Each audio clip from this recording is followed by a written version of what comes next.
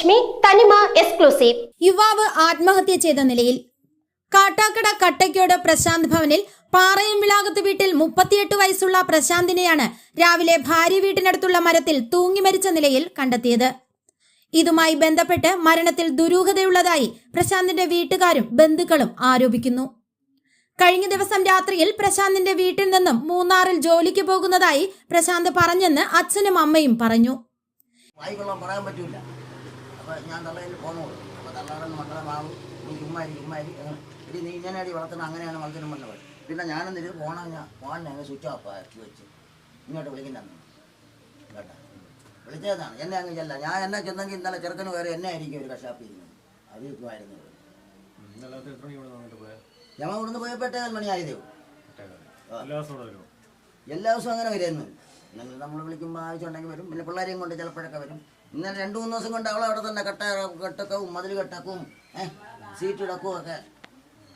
അവൻ ചുമ്മാ വീട്ടിൽ നിൽക്കില്ല. മരപ്പണിയില്ലെങ്കിലും കൂലി വിലയ്ക്കൊക്കെ അങ്ങ് പോകും.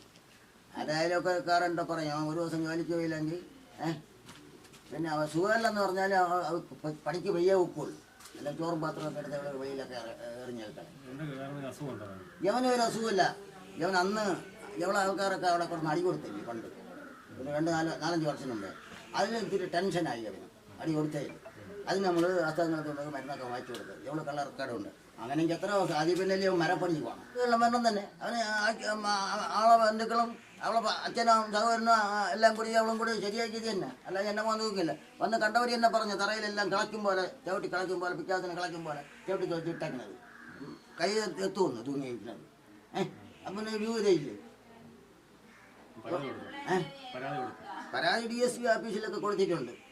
അപ്പോൾ അവർ പറഞ്ഞാൽ അവർ പുറത്തേക്ക് അന്വേഷിക്കുന്നത്. അതുകൊണ്ട് ഈ റെക്കോർഡ് ഈ ഫോണിനടുത്ത് ആരെങ്കിലും കാണിക്കില്ല, അയച്ചു കൊടുക്കണ്ടാന്ന്. അത് അവർ മാത്രം തീരുമാനിച്ചാൽ മതി.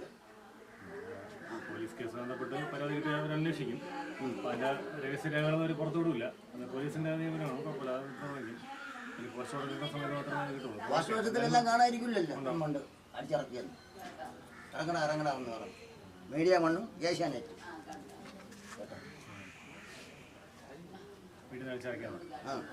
അവര് തന്നെ നമ്മളുടെ ഇവിടെ ഒന്ന് പറഞ്ഞത്. ഇന്നലെ തള്ള 8:15 മണിക്ക് ഇവിടെ വന്ന് 8 മണിക്ക് വന്ന് 8:15 ആഹാരം കഴിച്ചിട്ട് പോയി. അപ്പോൾ രാത്രി 9 മണി കഴിഞ്ഞപ്പോൾ ഇവള് ഫോൺ വിളി. ഇവിടെ നിന്നും ഭാര്യയുടെ വീട്ടിൽ പോകുകയും രാത്രി 9 മണിയോടുകൂടി പ്രശാന്തിന്റെ അച്ഛന് ഫോൺ വിളിച്ച് പ്രശാന്തിന്റെ ഭാര്യ മോശമായി സംസാരിക്കുകയും ഇവനെ വേണമെങ്കിൽ വിളിച്ചോണ്ടുപോയെന്ന് പറഞ്ഞതായും ഇവർ പറയുന്നു. തുടർന്ന് ഇന്ന് വെളുപ്പിന് 5:30 പ്രശാന്തിന്റെ സഹോദരിയെ ഭാര്യയുടെ സഹോദരൻ പ്രശാന്ത് തൂങ്ങി നിൽക്കുന്നതായി ഫോൺ വിളിച്ച് പറഞ്ഞതായി പ്രശാന്തിന്റെ സഹോദരി പറഞ്ഞു. ഇതിനുശേഷമാണ് പ്രശാന്തിന്റെ മാതാപിതാക്കളെ അറിയിക്കുന്നത്. ഇതിനിടെ പ്രശാന്തിന്റെ ഭാര്യയുടെ ഫോൺ വിളിയിലും പെരുമാറ്റത്തിലും സംശയം തോന്നിയതിന്റെ അടിസ്ഥാനത്തിലാണ് മകന്റെ മരണത്തിൽ ദുരൂഹതയുള്ളതായും അന്വേഷണം നടത്തണമെന്നും ആവശ്യപ്പെട്ട് കാട്ടാക്കട DYSPക്ക് പ്രശാന്തിന്റെ മാതാപിതാക്കൾ പരാതി കൊടുത്തത്.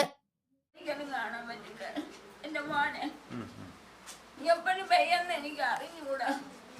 ഞാൻ എൻ്റെ അടുത്ത് വന്ന് ഞാൻ ചായയൊക്കെ കൊടുത്ത് മീനുമൊക്കെ കൊടുത്ത് എൻ്റെ പിള്ള ഇവിടുന്ന് പെയ്യത് 3-6 ജോലിക്ക് പോകണമെന്ന് പറഞ്ഞ് ഞാൻ പറഞ്ഞു പോവല്ലേ മക്കളെ, എനിക്ക് അവരോട് പോകണം ഇഷ്ടമായി. അവനെ കാണാൻ കയറി നിന്റെ അങ്ങ് ഇറങ്ങി പെയ്യ്. അപ്പോഴാണ് തിരിച്ച് അവള് പോകാൻ വരുന്നത്. അരുവോട് വിളിക്കുന്നത്.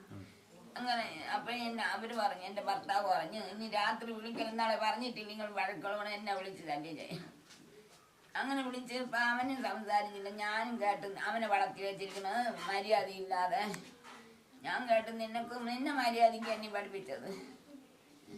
ഞാൻ അങ്ങനെ കേട്ട് ഇന്ന് രാത്രി അവനെ പറയുന്ന അവൻ സുഖമല്ലാതെ എന്നോട് കൊണ്ട് വഹിക്കണമെന്ന്. എന്നെ കൊച്ചിലായിരിക്കും. എനിക്ക് ഒരിക്കലും കാണാൻ പറ്റൂല എൻ്റെ കൊച്ചിനെ. ഞാനും ഒരു വയ്യാത്ത ഇവന് 8:30 മണിയൊക്കെ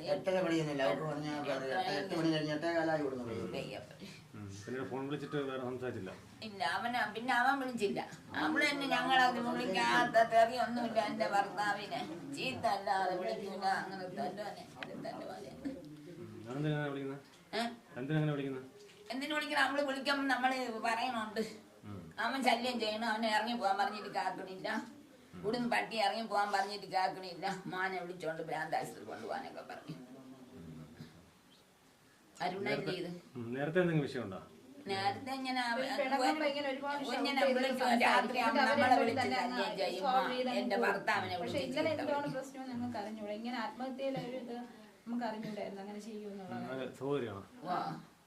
ഇന്നലെ ഇവിടെ ഉണ്ടായിരുന്നോ? ഞാൻ ഇവിടെ ഇല്ല. ഞാനന്ന് പാക്കനത്തൊന്നും സ്ഥലത്താണ് താമസിച്ചത്. ഞങ്ങൾ രണ്ട് മാത്രമേ ഉള്ളൂ ഇവിടെ. വേറെ ഇഷ്യൂ ആയിട്ടുള്ളതൊന്നും എനിക്ക് അറിയത്തില്ല. പക്ഷെ അവർ പിണങ്ങുമ്പോ അവൻ എന്തെങ്കിലുമൊക്കെ വിളിച്ചൊക്കെ ഇങ്ങനെ പറയും. പക്ഷെ അവ ഇങ്ങനെ ചെയ്യുമെന്ന് അറിഞ്ഞൂടായിരുന്നു. എന്ത് കാര്യമെന്ന് അറിഞ്ഞൂടാ. അവര് രണ്ടുപേരും കൂടെ മണം. ഇവര് കുടുംബപരമായിട്ട് നേരത്തെ വിഷയം ഉണ്ടല്ലേ? അങ്ങനെയൊന്നുമില്ല. എല്ലാരെയും പോലെ തന്നെ ഇങ്ങനെ പിണങ്ങും മിണ്ടും അങ്ങനെയൊക്കെയാണ്. അല്ലാതെ വേറെ അപ്പൊ ഇന്നലെ എന്തെങ്കിലും പ്രത്യേകിച്ച് എന്തെങ്കിലും നല്ല പാവത്തിൽ എന്തെങ്കിലും വ്യത്യാസം ഉണ്ടോ? ഞാൻ കണ്ടില്ല. ഇല്ല എന്നെ നാത്ത് വിളിച്ചപ്പോ പറഞ്ഞായിരുന്നു അവൻ ജോലി ചെയ്തോണ്ടിരിക്കുകയാണ് എന്നൊക്കെ പറഞ്ഞു. അങ്ങനെ ഒരു ഇഷ്യൂന്റെ ഒരു കാര്യവും പറഞ്ഞില്ല. ഇന്ന് 5:30 മണിയൊക്കെയാണ് എന്നെ വിളിച്ചത്. ഇതുപോലെ ഇന്ന് രാവിലെ 5:30 മരിച്ചു. അമ്മയെ വിളിച്ചായിരുന്നു. പക്ഷെ അമ്മ എന്റെ വിളിച്ച് പറഞ്ഞില്ല. അവിടെ ഒരു ഇഷ്യൂ നടക്കുകയാണെന്നോ ഒന്നും എന്നെ അറിയിച്ചിട്ടില്ല. എന്ത് പറ്റിയെന്ന് ഞാൻ ഇനി വൈകുന്നേരം എന്റെ ആഹാരം കഴിച്ചായിരുന്നു. ഓ ചായ കൊടുത്ത് അച്ചിട്ടുണ്ട മീനൊക്കെ ഞാൻ കൊടുത്തു. വേണ്ടെന്ന് പറഞ്ഞാലും ഞാൻ കൊടുക്കും മക്കളെ. പൊതുവെ അവ ഒന്നും പറയാറില്ല. ഒരു വിഷമങ്ങളും അവൻ പറയില്ല. എന്തെങ്കിലും ഉണ്ടെങ്കിൽ നാത്തുവാണ് വിളിച്ച് പറയുന്നത് ഇങ്ങനെയാണ് ചേച്ചി എന്നൊക്കെ. എന്ന് വന്നാലും ചായ കൊടുക്കും. കുടിത്ത് അവന് കൊടുക്കണം എനിക്ക് ഒരു ഗ്ലാസ് വെള്ളം.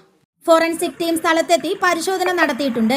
പരാതിയുടെ അടിസ്ഥാനത്തിൽ അന്വേഷണം നടത്തുമെന്ന് കാട്ടാക്കട ഡിവൈഎസ്പിയും സിഐയും പറഞ്ഞു. പ്രശാന്ത് ഈ മരിച്ച പ്രശാന്ത് എൻ്റെ വാർഡുകാരനാണ്. പ്രശാന്തിൻ്റെ ഭാര്യയും കുടുംബവും രണ്ടുപേരും എൻ്റെ വാർഡിലുള്ളവരാണ്.